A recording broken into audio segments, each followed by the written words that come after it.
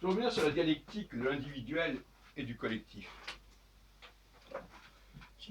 Une dialectique qui est souvent manipulée de façon perverse.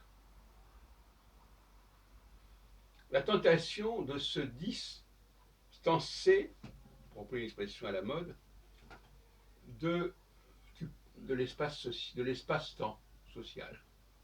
Je suis un individu et je ne dois rien aux autres, ni ceux d'aujourd'hui, ni ceux d'hier. Voilà le discours qui est sous-entendu en fait, quelque part.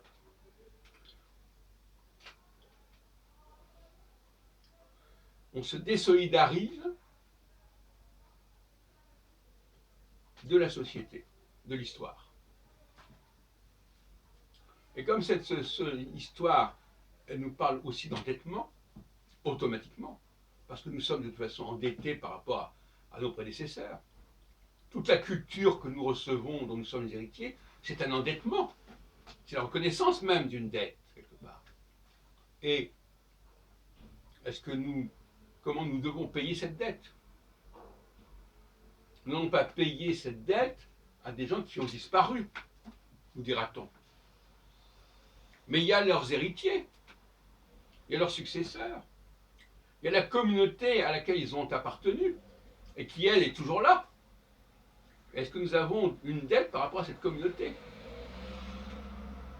Par exemple, les femmes par rapport aux hommes, pour parler d'une communauté très, très large. Et qu'est-ce que ça veut dire quand on est endetté? La première chose qu'il faut, c'est reconnaître cette dette, moralement. Maintenant, on peut reconnaître aussi cette dette pécuniairement. On peut reconnaître cette dette par un processus d'imposition, de contribution, de solidarité. On se dégage très facilement de son endettement par un processus de conscience. On s'arrange avec sa conscience. On se raconte une histoire pour ne pas se sentir endetté, pour ne pas avoir à payer ses dettes à l'autre, mais à l'autre, c'est ça le problème. À l'autre, c'est un collectif, l'autre. Parce que les individus sont mortels, mais les collectifs, eux, ne sont pas mortels. Enfin, ils le sont quand même parfois, mais c'est pas du tout la même chose. Ce que je dois à quelqu'un, je le dois globalement et collectivement à tous ceux